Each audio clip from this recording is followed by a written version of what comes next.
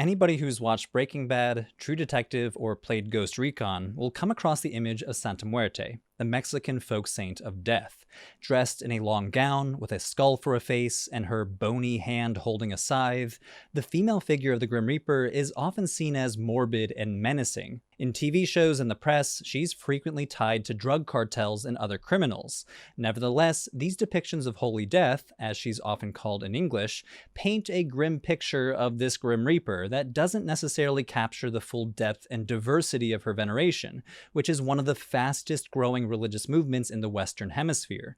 Even though the Catholic Church has publicly spoken out against Santa Muerte, calling her a heretical saint and stating that her supplicants are satanic, and even though some priests have offered to exorcise her spirit from people like some sort of demon, most Mexican devotees of Santa Muerte consider themselves to be Catholic and see nothing wrong with worshiping her.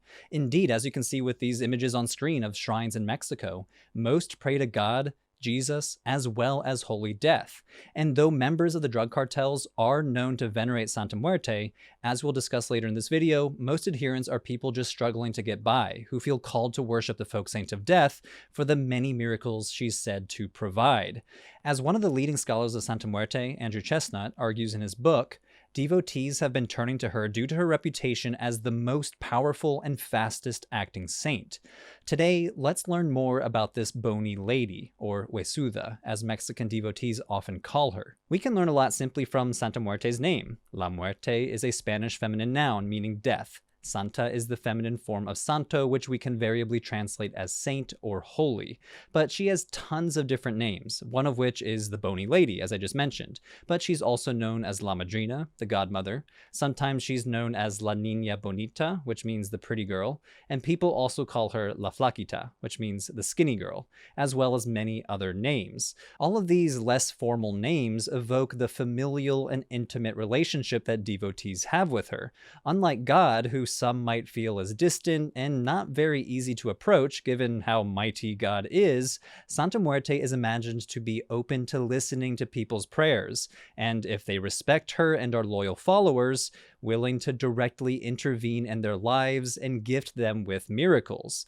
And as we'll see, because she's death, she judges nobody. Santa Muerte is what is known as a folk saint. That's to say, a saint of the people, particularly the working classes. Unlike Catholic saints, who were holy people that have been officially canonized by the Church, folk saints are either real persons or mythical figures who have not been officially recognized by the Vatican, but who local people believe to be holy and supercharged with supernatural powers to help them in their daily lives. Because folk saints, unlike most Catholic saints, lived out their lives on local soil, they feel like familiar faces among the pantheon of officially sanctioned and largely European saints, who, let's face it, lived hundreds of years ago in a place far, far away, with lives that were just so different to the average Mexican that they can be hard to relate to. This means that folk saints offer a friendly supernatural face that's based on shared values, shared culture, and shared history. Another appealing thing about folk saints is that because they're not part of the official Catholic Church, they're also outside of the moral demands of the Catholic Church. This means you can ask them for things you might not want to ask God or other saints for, who might judge you for what you're asking. The folk saint's history is mysterious, and there's no general consensus among scholars on her origins.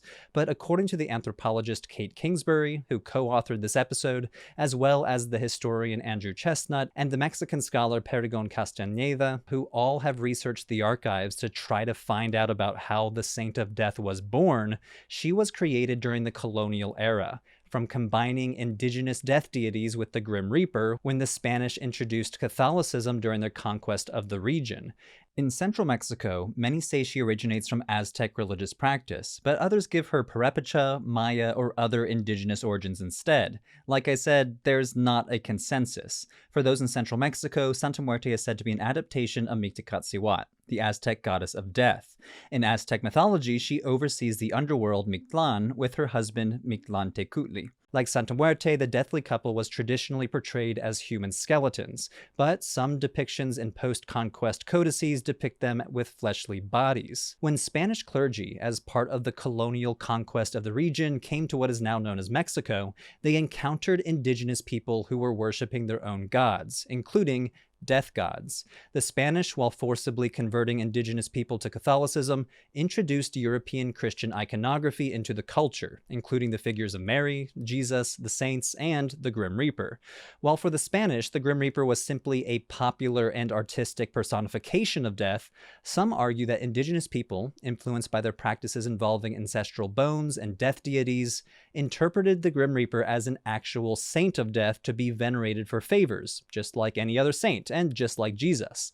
Santa Muerte was worshipped covertly for hundreds of years, due to punishment by the Spanish when they discovered indigenous worshippers supplicating holy death.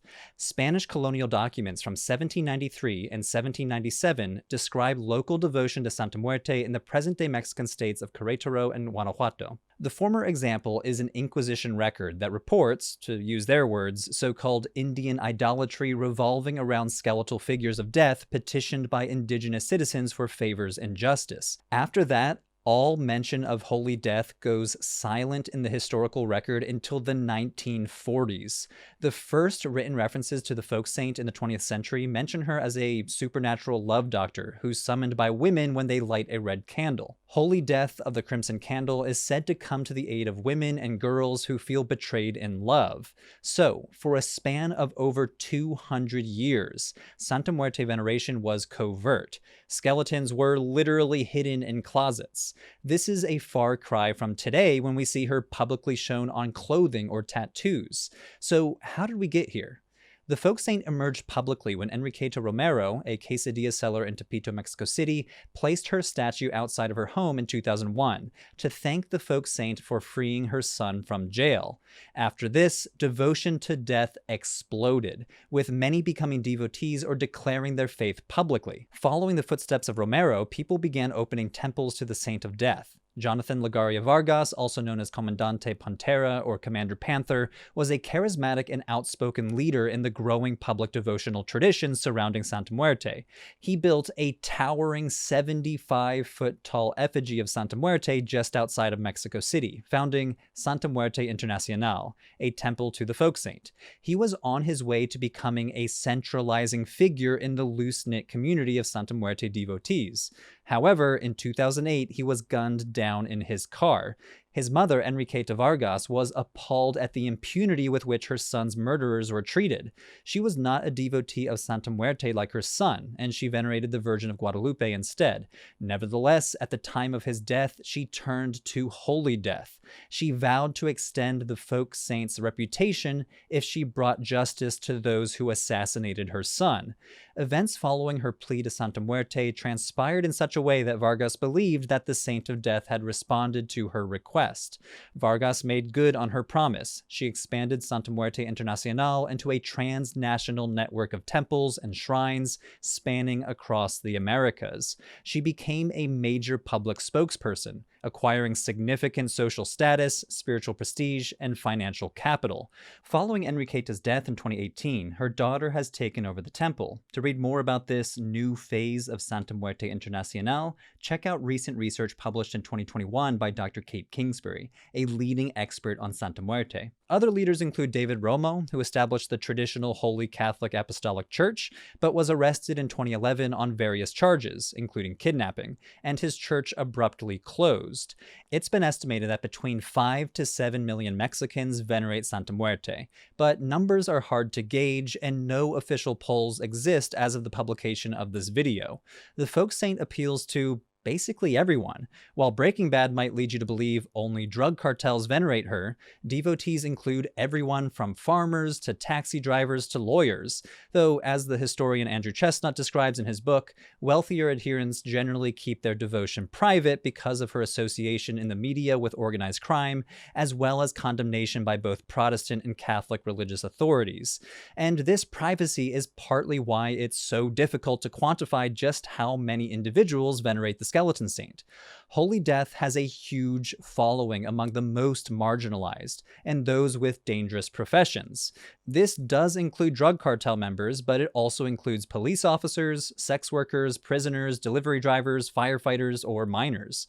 And while media outlets portray the skeleton saint as a dark deity that you turn to for evil deeds, like most folk saints, she actually is amoral. She can be asked for anything and not just criminal activities. Santa Muerte, as worshipped by most believers, is not a black and white figure who's either evil or good, but a flexible supernatural figure who can be called on for all manner of miracles. And it's precisely her multifaceted miracle working that has enabled her to flourish among people from all walks of life, including among people of power and money.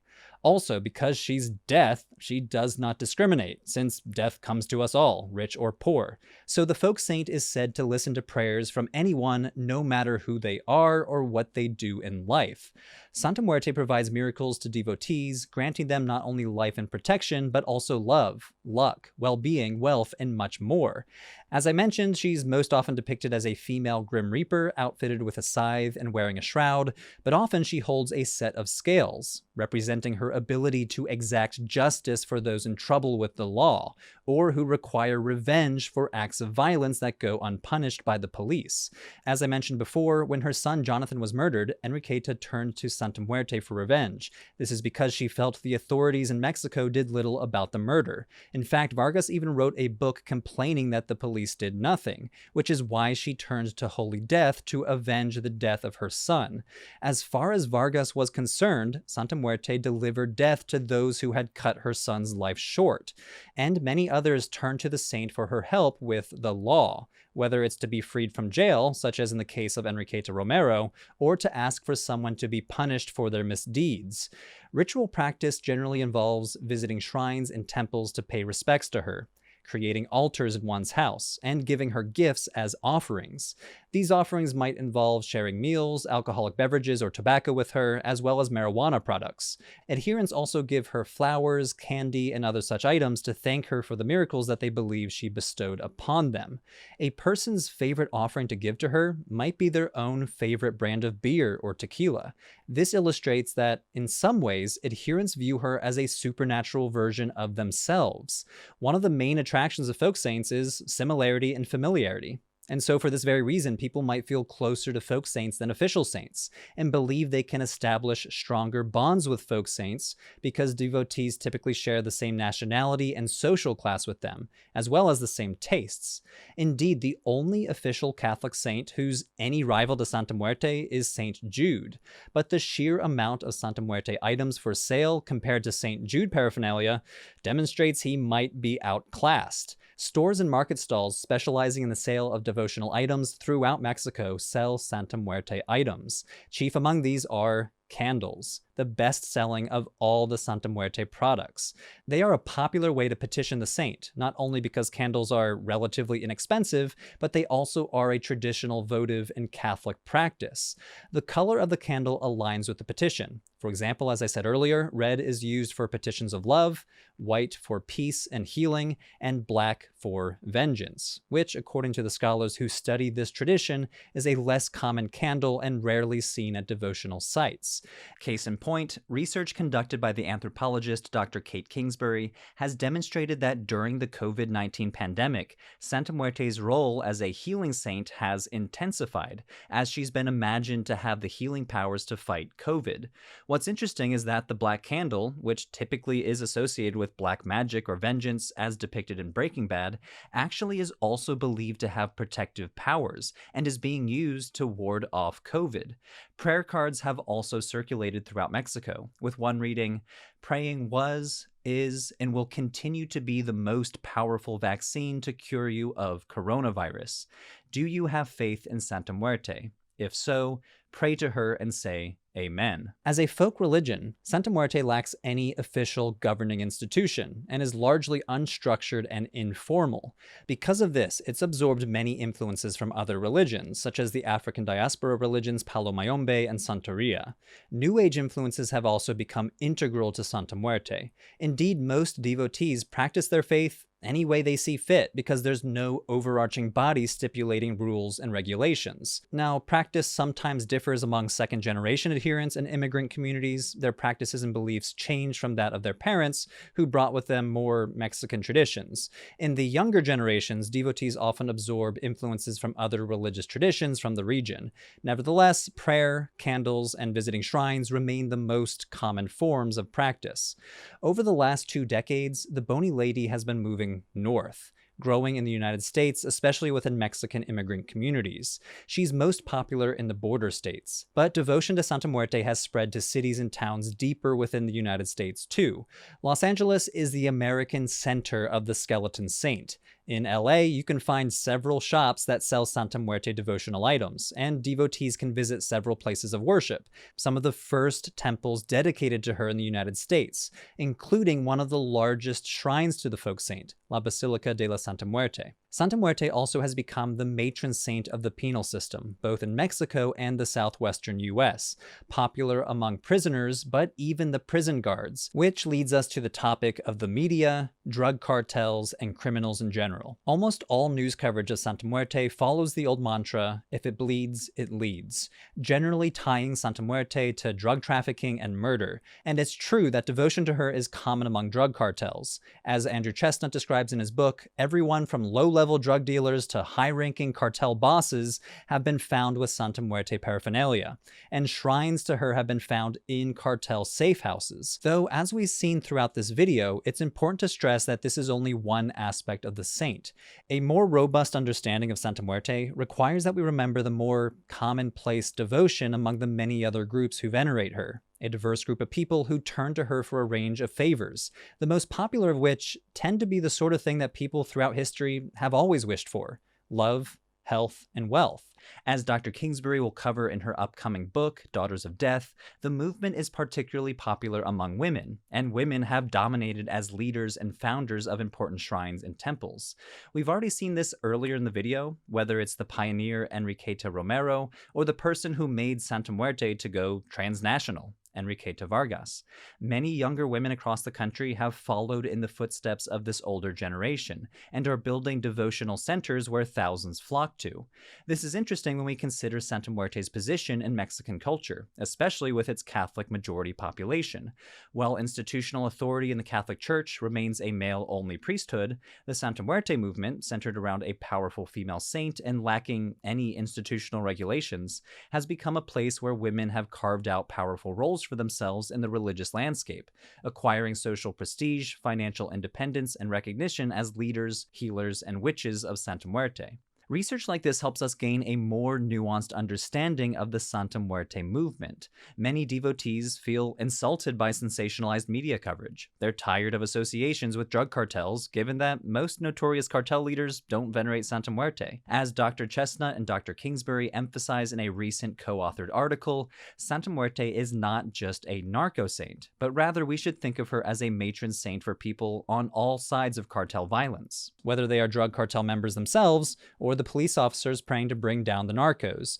Devotion to her is common among Mexican police, soldiers, and prison guards, but she's also a matron saint of the victims of cartels, who pray to her to keep the violence far from their family and friends. This is one of the appealing aspects of the Skinny Lady. She's perceived to control life and death. Santa Muerte, as a flexible, amoral, multifaceted miracle worker, offers something to them all. And above all, as Holy Death, she is the only one believed to be able to delay demise. Hey everyone, thanks for watching. I would not have been able to make this video without help, so I just want to thank a few people. First of all, thanks to Dr. Kate Kingsbury. She's an expert on Santa Muerte, and she was the writer of this episode. You should all keep an eye out for her book, Daughters of Death. It will be published by Oxford University Press very soon. And also special thanks to our patrons on Patreon who support the show and enable me to bring in help to make these videos as good as possible. So we are celebrating our 7th year of Religion for Breakfast, and to celebrate, I'm launching a Patreon pledge drive to try to get to 700 patrons by the end of our 7th year. And as of publishing this video, we are only 13 patrons away. So if you'd like to be one of those 13 patrons and support the show and to help us make better religious literacy content, then head on over to patreon.com/religionforbreakfast and sign up. Thanks everyone.